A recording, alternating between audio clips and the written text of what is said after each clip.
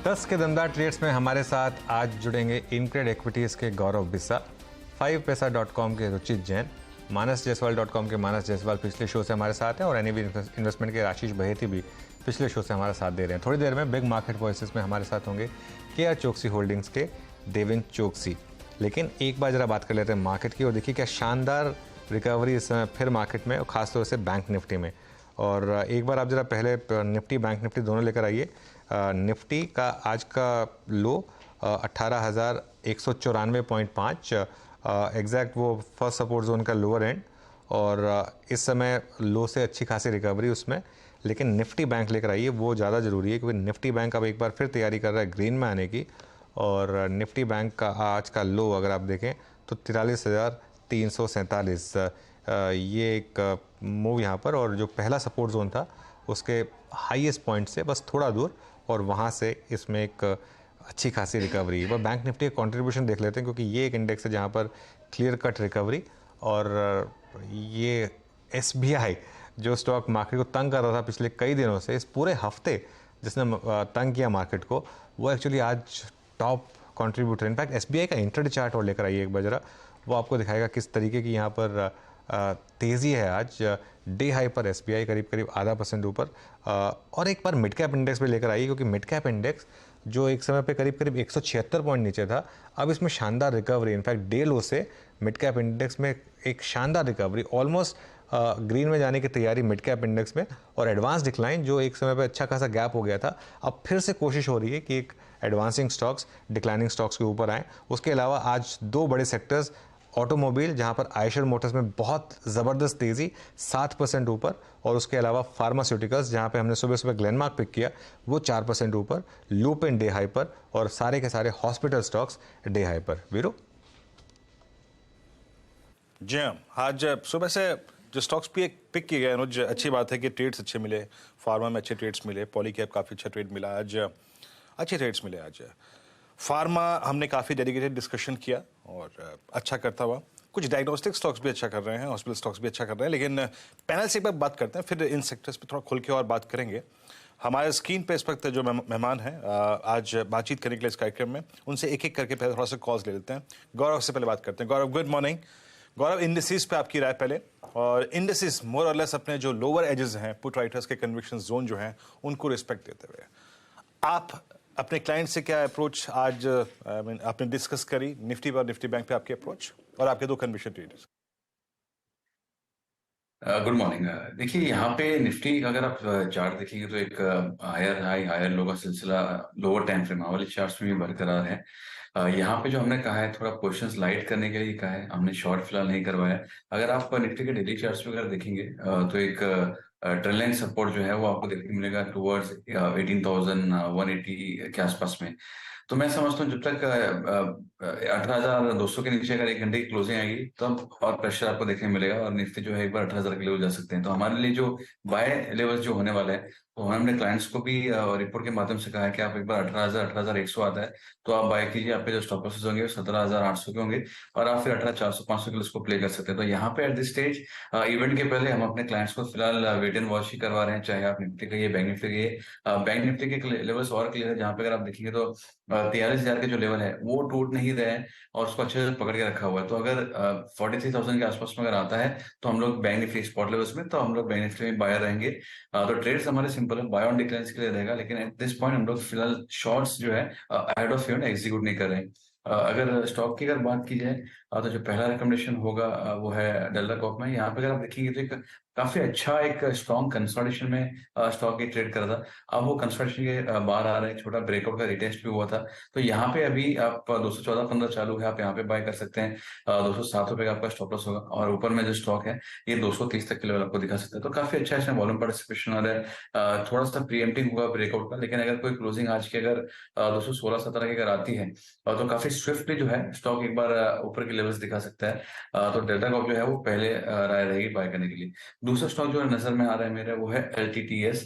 जहां पे अगर आप इसके वीकली चार्ट देखेंगे तो काफी एक अच्छा कंसोलिडेशन था, ट्रायंगल पैटर्न का ब्रेकआउट हुआ है और वहां से एक अच्छी उछाल भी देखने मिल सकती है। इसमें अगर आप देखेंगे तो मिड कैप पार्टी अभी काफी अच्छा परफॉर्मेंस दिखा रहा है, प्राइस वाइज में कह रहा हूँ।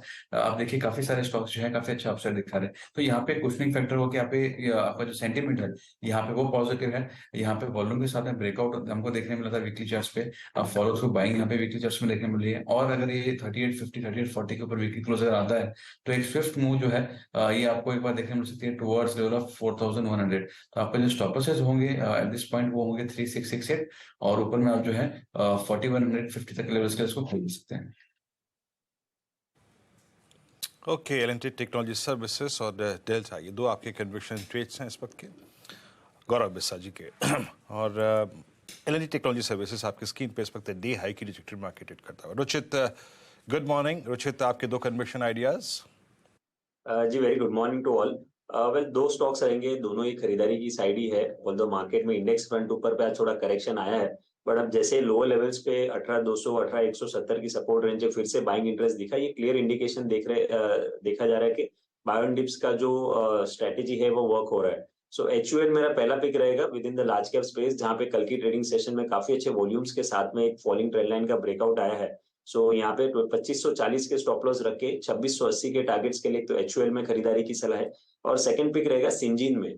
क्लियर एक ब्रेकआउट के बाद ये स्टॉक में हाई टॉप हाई बॉटम का स्ट्रक्चर रिज्यूम हुआ है, और जो करेक्शंस भी छोटे मोटे हमने अवर्ली चार्ट्स पे देख रहे हैं वो मोर एक टाइम वाइज करेक्शन होता है, जहाँ पे मोमेंटम रीडिंग्स ओवरबॉट हो गए, तो एक या दो ट्रेडिंग सेशंस के लिए स्टॉक थोड़ा साइडवेज हो गया, बट फिर से वहां पे एक टाइम वाइज करेक्शन के बाद बाइंग इंटरेस्ट यहाँ पे फिर से आ रहा है। सो ये क्लियरली एक स्ट्रेंथ की साइन है कि प्राइस वाइज कुछ करेक्शन स्टॉक में आ नहीं रहे। तो सिंजीन यहाँ पे 700 के नीचे स्टॉप लॉस रखे खरीदारी की सलाह रहेगी। 750 के अराउंड के टारगेट्स हम ये स्टॉक में बहुत ही जल्द एक्सपेक्ट कर रहे हैं। ओके, सिंजीन में एक अच्छा खासा मोमेंटम, अभी भी बात हुई थी इसकी 52 वीक हाई पर ये स्टॉक इस समय। तो चलिए, गौरव और रुचित दोनों की कॉल हो गई फ्रेश पर्सपेक्टिव के साथ। अब मानस और आशीष से भी कॉल्स लेते हैं फ्रेश इस समय। मानस, पहले आपके पास आ रहा हूँ, इस समय की आपकी फ्रेश कॉल्स। देखिए अनुज जी, एसीसी में खरीदारी करने की राय रहेगी, क्योंकि आप अगर आप सीमेंट काउंटर्स देखेंगे तो वहां पर काफी अच्छा बाइंग इंटरेस्ट है। कल एसीसी ने एक अहम रेजिस्टेंस ब्रीच किया था जो कि 1785 के आसपास था। आज स्टॉक ने 50 डे मूविंग एवरेज के ऊपर का ट्रेड करने लगा है स्टॉक। तो मेरा समझना है कि एसीसी में करंट लेवल्स पे खरीदारी करनी चाहिए। 1794 का आपको स्टॉप लॉस लगाना है, और 1875 तक के टारगेट आप सेट कर सकते हैं एसीसी में। और दूसरा स्टॉक है एक्साइड इंडस्ट्रीज, जहां पर आपको खरीदारी करनी है। कल हमने लोअर लेवल पे बाइंग इंटरेस्ट देखा, 20 डे मूविंग एवरेज के आसपास स्टॉक ने सपोर्ट लिया। आज 190 191 का रेजिस्टेंस स्टॉक ने ब्रीच कर लिया है। तो एक्साइड में खरीदारी करिए 189 के साथ, और टारगेट रहेंगे 197। ये सभी कैश लेवल्स हैं। चलिए, सभी कैश लेवल्स। एक्साइड में आज अच्छा खासा मोमेंटम, और एसीसी यहाँ पर भी एक आपको एक मूव दिखाई देगा। तो कुछ स्टॉक्स हैं जहाँ पर एक मोमेंटम बन रहा है। आशीष जी, आप क्या ट्रेड ले रहे हैं इस समय? ट्रेड रहेगा बिरला सॉफ्ट में खरीदारी की सलाह रहेगी। जिस हिसाब से बिरला सॉफ्ट एक फ्लैट पैटर्न बना रहा है, हमें लगता है कि एक अच्छा ब्रेकआउट देखने मिल सकता है यहाँ से। तो 316 के टारगेट के लिए इसमें पोजीशन बनाई जा सकती है। जो स्टॉप लॉस इसमें मेंटेन करना है वो 304 का। अनुचित, दूसरा कॉल जो रहेगा वो मेरा रिपीट रहेगा। एक्चुअली पिडिलाइट इंडस्ट्रीज बहुत अच्छा चार्ट स्ट्रक्चर बना हुआ है, और जिस हिसाब से नंबर्स के बाद कंटिन्यूसली इसमें पिछले 4 दिनों से अच्छा एक प्राइस एक्शन देखने मिल रहा है। हमें लगता है कि यहाँ से भी अब इसमें एक बड़ा मूव देखने मिल सकता है। तो जो इसमें स्टॉप लॉस मेंटेन करना है वो 2560 का एक एसएल मेंटेन करें। मुझे लगता है इसमें 2610 के लेवल्स देखने मिल सकते हैं। ओके, सीमेंट में अच्छा मोमेंटम एसीसी मानस ने पिक किया, लेकिन अदरवाइज भी पिछले 3-4 दिन में एक अच्छा मोमेंटम आपको दिखाई देगा सीमेंट स्टॉक्स में। अंबुजा सीमेंट लगातार चैनल पर बात हुई, अल्ट्राटेक, बिरला सॉफ्ट, ये सारे के सारे शेयर्स जो हैं इनमें एक अच्छा खासा मोमेंटम है। मार्केट थोड़ा सा डाइसी है, मैं ये कहूँगा। अभी भी एक clear cut by on dips की अप्रोच काम जरूर किए बैंक निफ्टी में, लेकिन निफ्टी में अभी भी थोड़ा सा मामला जो है वो जूरी स्टिल आउट कि किस तरफ ये मामला बैठ सकता है यहाँ पर। लेकिन कुछ शेयर हैं जहाँ पर एक अच्छा खासा मोमेंटम है। एक बार श्रीराम फाइनेंस लेकर आइए। श्रीराम फाइनेंस ने काफ़ी अंडर परफॉर्म किया है, और ये इस समय अब लोअर लेवल से एक अच्छी रिकवरी दिखा रहा है ये स्टॉक इस समय डे हाई पर। तो कुछ स्टॉक्स में मोमेंटम इस समय। चोला मंडलम एक बार वापस लेकर आइए। चोला के बारे में तो क्या कहें, लगातार ये स्टॉक एक अपनी अलग ही ट्रेजेक्ट्री में है नंबर्स के बाद से, और करीब करीब 1.5% ऊपर इस समय मानस, एक बार चोला और श्रीराम फाइनेंस, इन दोनों स्टॉक्स को जरा ट्रैक करते हैं, कोई कॉल यहाँ पर? देखिए, श्रीराम फाइनेंस पे कल भी मेरी नजर गई थी क्योंकि स्टॉक ने 22 मूविंग एवरेज पे सपोर्ट लिया था, और अभी भी मेरा समझना है कि आज थोड़ा इंतजार कर लीजिए 1375 के ऊपर, 1375 के ऊपर श्रीराम फाइनेंस में खरीदारी करेंगे, 1359 का स्टॉप लॉस लगाएंगे और 1410 तक के टारगेट देखने को मिल सकते हैं। चलिए, वेल, मार्केट पे वीरू बहुत इंटरेस्टिंग ट्रेड्स बन रही हैं आज वैसे। एक्चुअली इंडिविजुअल स्टॉक्स में ट्रेड्स हैं, लेकिन बजाज ऑटो, एक बार बजाज ऑटो भी लेकर आइए जरा। बजाज ऑटो गाबा सर ने पिक किया था पिछले शो में, ये इस समय डे हाई पर। हाँ वीरू। अनुज, एग्जैक्टली मैं बजाज ऑटो ही पूछने वाला था आपसे। मतलब मैंने अपने करियर में इतना स्ट्रॉन्ग, ठीक है पोस्ट कोविड एक मूव आया था बजाज ऑटो में, लेकिन एक बार लेके आइएगा, एक बार कैंडलस्टिक चार्ट इसका। मेरे ख्याल से ये इसके करियर का जो बेस्ट फेज था, एक आई थिंक मार्च 2020 से लेकर, मतलब पोस्ट कोविड, ऑलमोस्ट उसका आधा कर चुका है। ये तेजी का कारण क्या है अनुज? हमने मैनेजमेंट से भी बातचीत करी थी, नंबर्स अच्छे थे, एक्सपोर्ट मार्केट थोड़ा सा कमजोर था, बट स्टिल मार्केट इसको चेस क्यों कर रहा है इतना? हाँ, और सिर्फ इसको नहीं, टीवीएस को, आयशर को, मेरे को लगता है आज तो थोड़ा आयशर का भी रब ऑफ है, क्योंकि आयशर और बजाज ऑटो मोर और लेस सेम कैटेगरी में है वीरू, प्रीमियम बाइक्स में। लेकिन एक बहुत अच्छी चीज़ हो रही है, सारी के सारे टू व्हीलर स्पेस स्टॉक्स अच्छा कर रहे हैं। ऐसा नहीं कि हीरो अंडर परफॉर्म कर रहा है, ये पूरी सेक्टर की तेज़ी है। और ये मतलब ये ना मुझे बहुत अच्छी लग रही है ये तेज़ी। क्यों? क्योंकि ये आपको बता रही है कि अर्बन मार्केट के साथ साथ अब फाइनली रूरल मार्केट भी रिकवर कर रही है। वो ये बहुत ज़रूरी था। अब तक हम सिर्फ एक के शेप की बात करते थे कि सिर्फ एक या दो प्रीमियम सेगमेंट के स्टॉक्स चलते थे, बाकी ब्रॉडर मार्केट के स्टॉक्स नहीं चलते थे। लेकिन ये पूरी की पूरी टू व्हीलर स्पेस में एक री रेटिंग आई है मेरे ख्याल से। ये एक, और नंबर्स भी देखिए आप कहाँ से शानदार ये नंबर्स निकाल के ला रहे हैं। मुझे लग रहा है ये जो मैं सुबह भी डिस्कस कर रहा था कि इकोनॉमी में ओवरऑल जो तेज़ी आ रही है, ये जीएसटी के नंबर्स आ रहे हैं, ये ऑलमोस्ट 2-2 लाख करोड़ टच करने वाले हैं। पहले हम 1 लाख करोड़ का नंबर सेलिब्रेट करते थे, अब हम ऑलमोस्ट 2 लाख करोड़ जीएसटी के नंबर्स पर पहुंचने वाले हैं। ये नंबर्स कहाँ से आ रहे हैं? ये नंबर्स हवा में तो नहीं आ रहे हैं ना, ये नंबर्स तो बिल्कुल बिल जनरेट हो रहे हैं, सब कुछ मतलब स्क्रीन पर है आपके, उसके हिसाब से हो रहा है। ये पूरा का पूरा फॉर्मलाइजेशन ऑफ इकोनॉमी, इसके बेनिफिट हैं, बहुत ज़्यादा बेनिफिट है। मैं थोड़ा चर्चा को आगे बढ़ा रहा हूँ वीरू, लेकिन मैं आपको कल का एक बहुत एक इंटरेस्टिंग एग्जाम्पल देता हूँ। कल मैं जब वो अवार्ड फंक्शन में जा रहा था, तो मैं थोड़ा सा, मेरे को अपने शू मुझे लगे कि थोड़े गंदे, तो मैं शू पॉलिश कराने उतरा, तो वहाँ पर उसने जीपे एक्सेप्ट किया, 20 रुपये का जीपे एक्सेप्ट किया। और वो जो सज्जन थे वहाँ पे, उन्होंने मुझसे पूछा कि सर मार्केट कैसा लग रहा है। मतलब मैं मजाक नहीं कर रहा हूँ आपको, तो एक काफ़ी क्लियरली एक जो ना एक इक्विटी कल्ट भी बढ़ रहा है, और वो भी अच्छी चीज़ है। और एक ओवरऑल जो है एस्पिरेशनल कंजम्पशन बढ़ रही है देश में। यही कारण है कि इस तरीके की कंजम्पशन स्टोरी आपको दिखाई दे रही है स्क्रीन पर।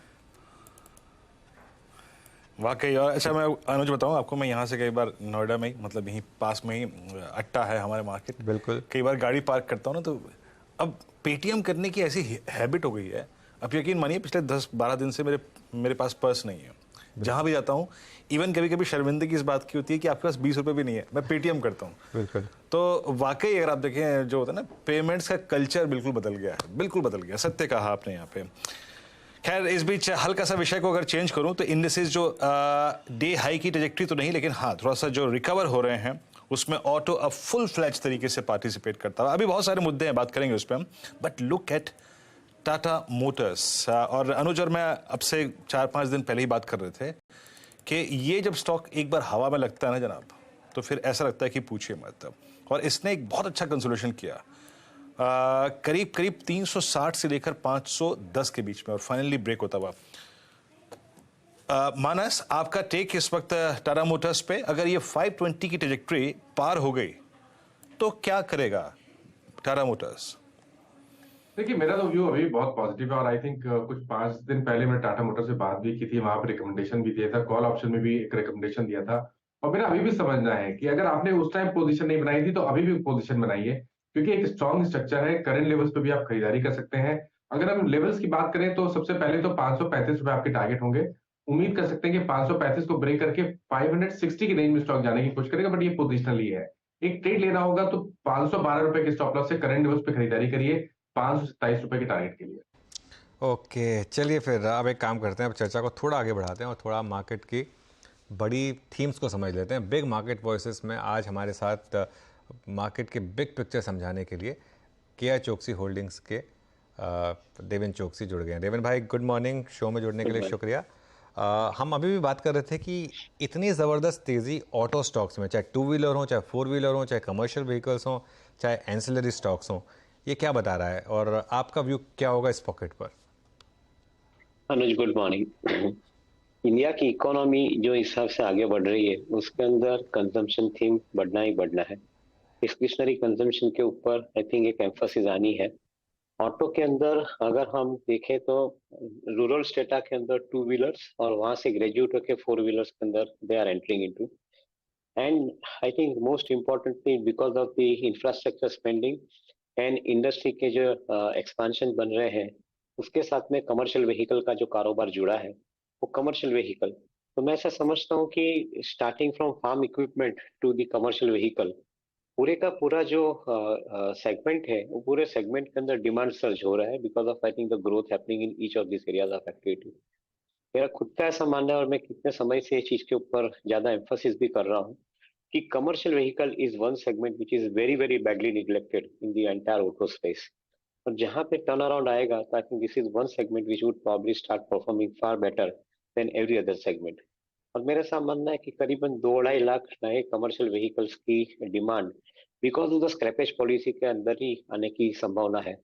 अगर ये साल में ये पूरे की पूरी नहीं आती है तो अगले साल के अंदर आई थिंक इसका रिफ्लेक्शन आना डेफिनेटली बनता है। तो मैं ऐसा समझता हूँ कि overall commercial vehicle is becoming the mainstay as far as auto is concern, and it is a story which is not going to be for 1 or 2 years, because if India is spending money for next 10 years in infrastructure, commercial vehicle as a segment within the auto space I think would be probably driving it I think on a sustainable basis for next 10 years. Along with that, जैसे individual के हाथ में income बढ़ती है तो certainly I think four wheeler would be the next aspirational stage I think from two wheelers, so that is where also we are likely to see the continued demand continuing in for next few years. So overall, we believe, I think the auto segment is here to stay and stay for a longer period of time. Fortunately, the corrections have happened in the entire business for last 2-3 years. Now, I think the business segment is, I think, ready to grow from here onwards. लेकिन देवेन फिर आपकी क्या pics होंगी इनमें? कोई particular segment जो आपको अच्छी लग रही हो, कोई पर्टिकुलर स्टॉक जो आपको बहुत ही अच्छा लगता हो यहाँ पर? So Anuj, we are convinced with commercial vehicles. So that is where probably I think the choice is limited, of course, but Tata Motors, Ashok Leyland and Eicher, these three companies, they remain in our portfolio and we continue to hold them. इस बीच भी मतलब ये auto में आपके preferred pics हैं। देवेन जी नमस्कार, Delhi studio से वीरेंद्र बोल रहा हूँ। एक बार न्यू एज स्टॉक्स की कैटेगरी में आते हैं। अब मैं पेटीएम के बारे में बात करता हूँ देवेन जी। अगर मैं इसका आईपीओ प्राइस, इसके लिस्टिंग के बाद जो कोलैप्स उस फेज को निकाल दूं, मतलब मैं एक बार लिस्टिंग वाले प्लेयर्स की बात नहीं कर रहा हूं, आई मीन वो इन्वेस्टर्स की बात नहीं कर रहा हूं, इस प्राइस पे प्राइस ऑफ 690, अब आपका जो फ्रेश पर्सपेक्टिव जो है, व्यू है, वो पेटीएम पर है क्या देवेन जी? So वीरेंद्र शुक्रिया and good morning to you as well. मैं ऐसा समझता हूँ कि जो हिसाब से पेटीएम ने शुरुआत के दायरे के अंदर पेमेंट बिजनेस के अंदर अपना फोकस रख के जो बिजनेस एक्वायर किया है उसको भी मोनेटाइज करने का समय आया है उनके पास। Either you are monetizing this particular acquisition that you have done in last so many years by way of I think getting into the e-commerce, or you are getting into the distribution of the investment and the financial products. मेरा ऐसा मानना है कि I think this is where the next round of success story would be written by companies like Paytm. वहाँ पे उनके पास एक अच्छी अपॉर्चुनिटी बनती है कि वहाँ पे अर्निंग की एक विजिबिलिटी है और compare to payments business I think better है, and as a result of which I think you are likely to earn and you are likely to basically meet the expectations of investors for from the business. तो ये जो एक process है वो process के अंदर मैं ऐसा मानता हूँ कि I think this company should be gearing up and gearing up fast. Fortunately, I think they have arrested the losses I think in the business. That is the first good sign. If this particular thing sustains, then definitely I think we are ready for the higher amount of growth in the business and the income of the company. However, एक जो overhang रहेगा इसके अंदर कि जिसके अंदर जो institution investor या जो प्रमोटर इन्वेस्टर इसके अंदर फंसे हुए हैं, they will try and take exit as and when I think the market starts going up, and that is where the overhang will continue. But one will have to live with that kind of overhang, I guess. I think the situation in the business is definitely seen improving for them. Paytm पे ये आपका Devendra sir का view है। ऐसे एक दो stocks पर बात करते हैं। देवेंद्र जी, पिछले महीने भर में जो घटनाक्रम हुआ है, मैं एविएशन की बात कर रहा हूँ और मैं इंडिगो पे आपका मत चाहूँगा। अब इंडिगो में जो भी कोई निवेशक था ड्यूरिंग एंटायर, अगर आप देखें इसके करियर में, आज वो पैसा बना के बैठा हुआ है। एंड स्पेशली अगर पिछले एक साल में आपने राइड किया हो या फिर आपने ड्यूरिंग द कोविड इसको डिप को बाय किया हो। अब जो हमारे स्काई रियलिटीज़ हैं सर, अब हमारे पास सिर्फ कुछ गिने चुने प्लेयर्स रह गए हैं। स्पाइस जेट भी अगर आप देखें पहले से ही खराब था स्थिति। इस प्राइस पे आपका आउटलुक क्या है? It's a decent price to book your profits या फिर अभी तो राइड करना चाहिए? अब ये फेज में और पैसा बना के देगा Indigo? So I am not a very firm believer of investor in the aviation business. I think मेरे को ये बिजनेस के अंदर एक चीज इतनी मालूम है कि this business is of a deep pocket business. अगर आप इन्वेस्टर भी हो तो आपके पास भी डीप पॉकेट होने चाहिए कि जब भी मार्केट के अंदर because of the market volatility of any nature, be it crude oil prices और be it situation like COVID, whenever the business goes and hits the bottom, वो टाइम के पास आप इन्वेस्टर हो तो आपके पास नए फंड्स इन्वेस्ट करने की क्षमता होनी चाहिए। अगर आप इंडिविजुअल इन्वेस्टर और आपके पास ये क्षमता नहीं है तो ये कोई बिजनेस आपको CAGR बेसिस पे ग्रो करके आपका पोर्टफोलियो में देने वाला नहीं है। तो ये चीज पहले सबसे पहले समझ लेते हैं। दूसरी चीज, एविएशन बिजनेस जैसे मैंने बताया डीप पॉकेट बिजनेस है, उसके अंदर जो प्रमोटर ग्रुप भी रहेंगे उनके पास काफी अच्छी क्षमता होनी जरूरी बनती है। In fact I think larger the size that you create, larger would be the requirement of capital in this business. This business will remain capital hungry for ever. So from that perspective also, मेरा ऐसा मानना है कि I think one will have to be very selective in staying invested. Third point as a reference point, world के अंदर काफी हद तक हमने जितना स्टडी किया उसके अंदर the success and sustainability of the aviation business is found very rare, and as a result of which I think one always has that particular fear at the back of the mind कि आप aviation business में invest करते हो तो कभी ना कभी आपको एक बार बॉटम हिट करना पड़ेगा, and that's what unfortunately has been happening with all names including Jet, including Kingfisher, now I think unfortunately even Go First and even SpiceJet. I think these are all some of the names I think which are not inspiring confidence for me investing into aviation. So we keep little away ourselves from this particular business. Okay बिल्कुल। चलिए फिर आज का एक और बड़ा sector Deven, pharmaceuticals, Glenmark, lupin, hospital stocks, diagnostic stocks, सब में तेजी। ये इस तेजी का कारण क्या है? क्या ये अंडर ओनरशिप है, वैल्यूएशन कंफर्ट है या कुछ और? तो अनुज, मार्केट पर के पर्सपेक्टिव से देखे तो डेफिनेटली अंडर ओनरशिप का पॉइंट आपके डेफिनेटली सामने आएगा, because it is under owned, the valuations are also less comparatively. Many of these companies are available at a price-earning ratio, which is, I think, far more less than what they have been enjoying in their previous history. So from that perspective, you are absolutely right. But मैं जो fundamentally ये business को समझता हूँ, उसके अंदर एक जो change आया है, and this change is now getting reflected into the working of the company in current quarter as well as subsequent quarters, is the price of raw materials.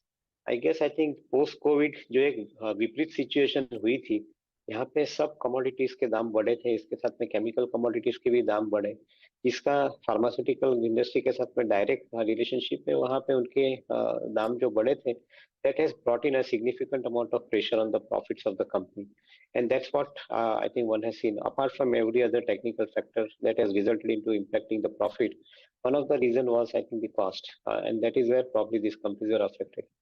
Fortunately, with the crude oil prices showing a trend which is downward, and at the same time, I think remaining disciplined in this particular range, मेरा ऐसा मानना है कि all the chemical commodities and the derivatives therein would remain at a significantly controlled price, and that would probably give you the assurance कि pharma company के लिए profit margin थोड़ा बनेगा.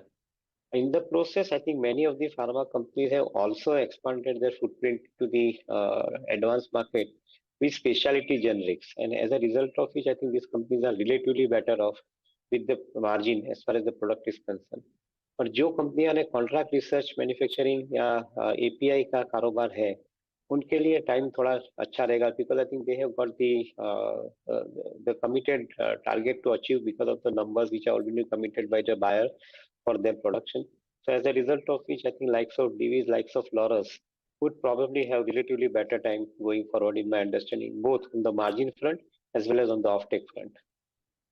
देवेंद्र जी, अब एक $1 बिलियन सवाल, इन्फोसिस बाय किया जाए यहाँ पर?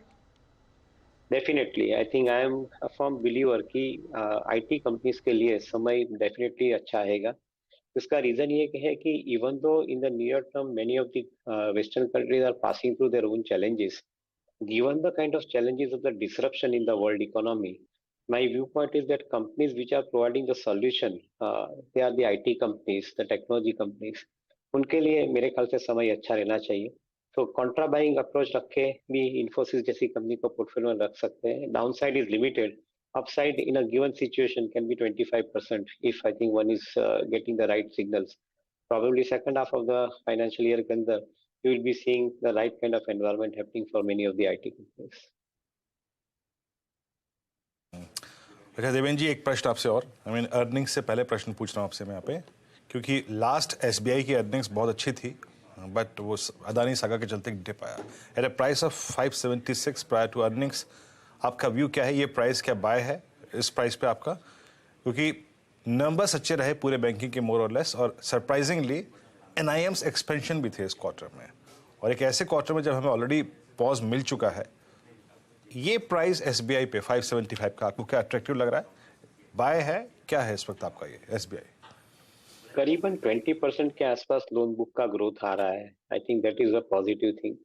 Corporate loan book, retail loan book, housing finance loan book, I think they are basically growing at 20%। और मेरा ऐसा मानना है कि जो हिसाब से इकोनॉमी आगे बढ़ रही है उसके अंदर I think demand for funds would be significantly higher, and this is where largest bank like SBI would place themselves very comfortably. Fortunately, the liability side is also well managed as compared to what it was in the previous past. So to a greater extent, I think that is also helping this particular bank. And in a situation where the non-performing assets का provision आपको नहीं करना है, तो definitely balance sheet के लिए सब संकेत अच्छे मिल रहे हैं। Fortunately, at current price, the price to book value ratio भी देखें तो उसके अंदर कोई downside का risk ज़्यादा नहीं रहता है। मैं ऐसा मानता हूँ कि even in a worse situation, if the stock is I think not going below 10% from the current price level and holds the potential to go up to 20-25% in the upward market, I would think that in a every fall this particular stock should be a buy opportunity in your portfolio. Okay Devendra ji, बहुत बहुत शुक्रिया आप इस कार्यक्रम में शामिल हुए, सभी स्टॉक्स पे, इंडस्ट्रीज पे अपनी राय रखी आपने, बहुत बहुत शुक्रिया sir, and have a nice weekend. बहुत बहुत शुक्रिया इस कार्यक्रम में शामिल होने के लिए। अनुज, एक बार जरा बजाज फाइनेंस, मुझे लगता है ये स्टॉक अगले फेज के लिए तैयार हो रहा है, बहुत सी जगह स्पॉट किया गया था ये, और इस दौर की हाईएस्ट ट्रैजेक्टरी। अनुज बिल्कुल वीरू, और बजाज फाइनेंस ही नहीं सिर्फ बाकी भी एनबीएफसीज में अच्छा मूव है। चोला फाइनेंस वो भी उसी कैटेगरी में आता है, ये दोनों के दोनों अपने स्पेस में लीडर्स हैं, बजाज फाइनेंस और चोला फाइनेंस, वहाँ पर भी शानदार मूव। और बिल्कुल सही कहा आपने, काफ़ी इंटरेस्टिंग ये एक बड़ा आउट परफॉर्मर रहा बजाज फाइनेंस। 2-3 दिन से डे लो पर बंद हो रहा था और आज भी सुबह कोलैप्स हुआ ये स्टॉक, लेकिन अब देखिए अब डे हाई क्रॉस कर रहा है और अब इनफैक्ट कल का हाई क्रॉस करने की तैयारी हो रही है यहाँ पर। तो ये बिल्कुल बहुत सही जगह पर स्पॉट किया गया है, मेरे ख्याल से बहुत इंटरेस्टिंग स्टॉक हो सकता है। वीरू, मैं एक और स्टॉक की बात करूँगा, न्यूलैंड लैब्स लेकर आइए एक बार। कल भी मैंने ये बात की थी, इस पूरे अर्निंग सीजन का सबसे बड़ा ब्लॉकबस्टर नंबर, क्रेजी नंबर्स, मतलब मैंने नहीं देखे ऐसे नंबर्स पूरे अर्निंग सीजन में, वो न्यूलैंड के थे। कल ये स्टॉक करीब 20% ऊपर था, आज फिर 3% ऊपर। और एक बार सर इसका 1 साल का चार्ट देखिए जरा, इस स्टॉक का 1 साल का अगर आप इसका चार्ट देखेंगे, आज वैसी फार्मा की बात हो रही है, देखिए कहीं मौका ही नहीं मिला आपको इसको मतलब बाय करने का। ये लगातार वन वे तेज़ी वाला स्टॉक का मेरे ख्याल से शायद एक ब्रॉडर मार्केट में सबसे स्ट्रॉन्ग स्टॉक रहा है। फार्मा में तो इससे स्ट्रॉन्ग स्टॉक देखा नहीं मैंने, और कल जो नंबर्स आए थे वो देख कर मैं आई पॉपिंग नंबर्स थे, मैं मतलब हैरान रह गया था, ऐसे नंबर्स आए थे, और इसीलिए स्टॉक कल चला और आज भी चल रहा है। और मेरे ख्याल से इस नंबर्स के बाद जिस प्रकार की कल कैंडल बनी और आज कैंडल बनी अनुज, ये शायद अपना जो पोस्ट कोविड हाई था, स्विंग हाई, उसको क्रॉस करने की बिल्कुल तैयारी करता हुआ। पोस्ट कोविड स्विंग हाई था 28 जून को, नहीं 13 अप्रैल को, इसका करीब 2842। मानस, कोई टेक आपका न्यूलैंड पे? ये एक अच्छा मेरे ख्याल से भी वो है नहीं हमारे साथ, बट यस एक बहुत अच्छे क्लोज की तरफ बढ़ता हुआ। निफ्टी में एक स्ट्रॉन्ग रिकवरी, इट्स 18248। और एक और चीज़ आई थिंक जो हल्का सा बैकफुट पे आया था स्टॉक, जो कि निफ्टी को थोड़ा सा परेशान कर रहा था, वो था Reliance industries, but Reliance industries में एक थोड़ी सी रिकवरी है, and that's helping index now. Bank Nifty करीब 43,470 की रेंज में। नीरज जी मेरे ख्याल से आ चुके हैं, नीरज जी के हाथ में अब यहाँ से पारी दे देते हैं। नीरज जी, शुरुआत जो थोड़ी डगमगाई थी संभाल के हमने आपको दे रहे हैं और इस पूरी की पूरी पुलबैक की प्रक्रिया में आज अव्वल दर्जे का कोई स्पेस है तो वह है दवा दवा और दवा फार्मा। अच्छा है, दवा के बाद आपने कोई नाम नहीं लिया और जैसे आपने मुझे दिया है मैं आपको ऐसे ही सौंप दूंगा और